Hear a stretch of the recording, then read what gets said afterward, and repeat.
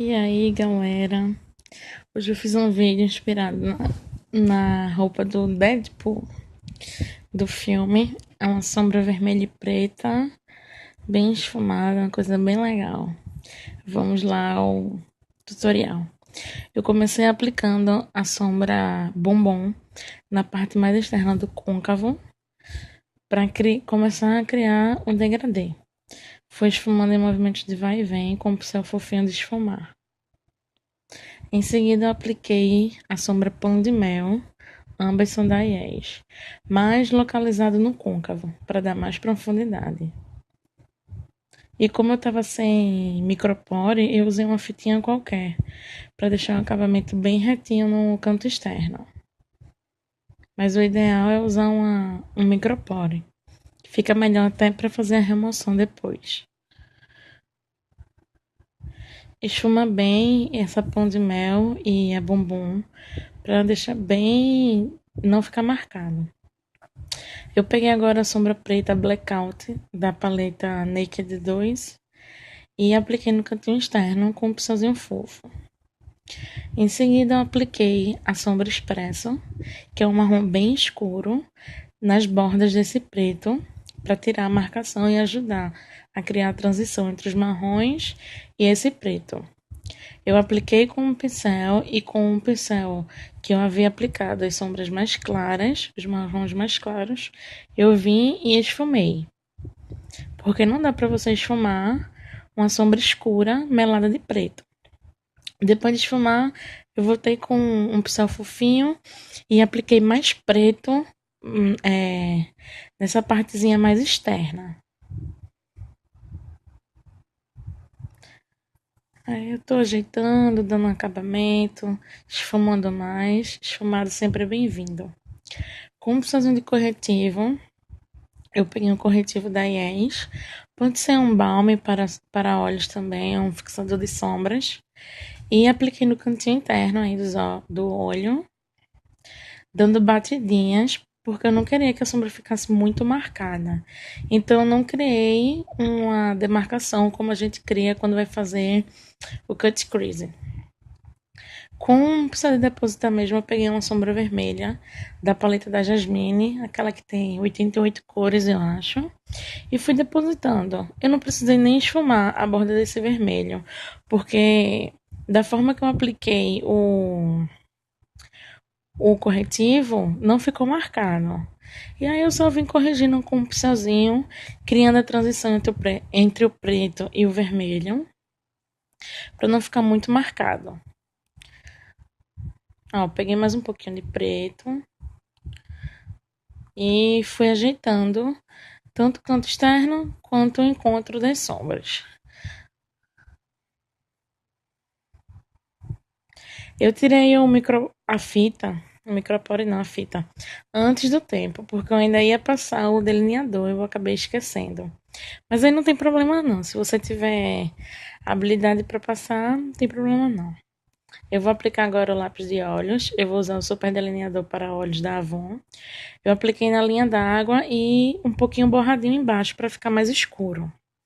E com o pincel lápis, eu fui na sombra expresso e apliquei por cima desse borradinho, rente aos cílios inferiores, para deixar bem esfumadinho. Isso fica muito bonito e evita borrar o lápis preto.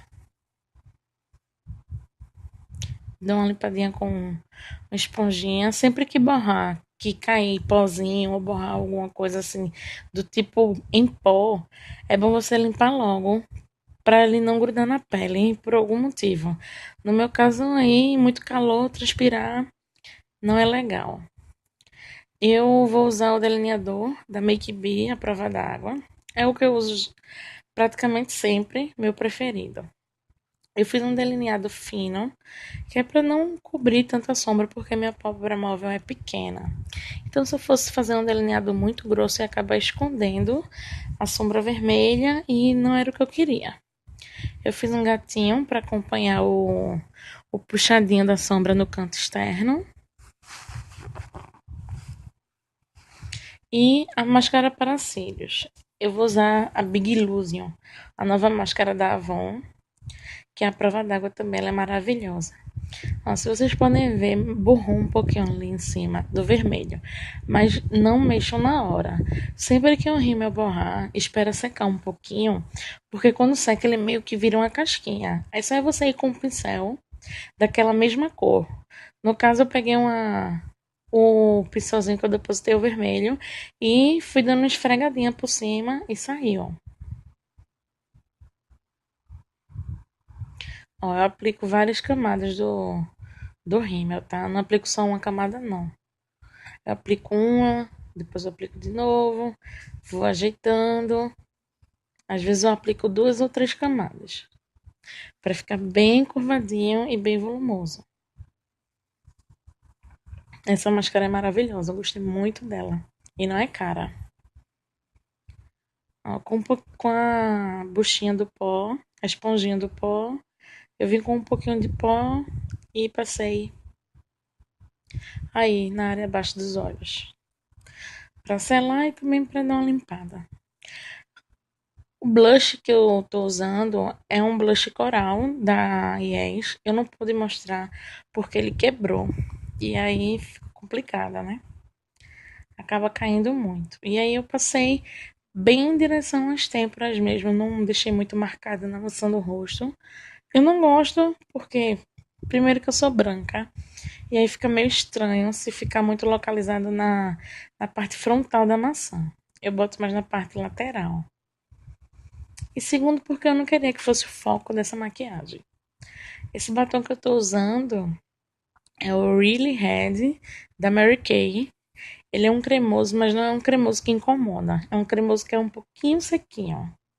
Então ele não fica melando tudo e nem fica borrando com facilidade. E é bem vermelho, assim, a cor dele é bem intensa. É ótimo esse batom. Foi uma ótima aquisição da Mary Kay. Vou passar o iluminador. Esse iluminador era da Dylos. É um iluminadorzinho meio perolado. Não é muito branco e nem é tão perolado. Sei lá, parece meio que um champanhe. É o que eu mais uso, o que eu mais gosto. Geralmente eu não mexo em time que tá ganhando, né?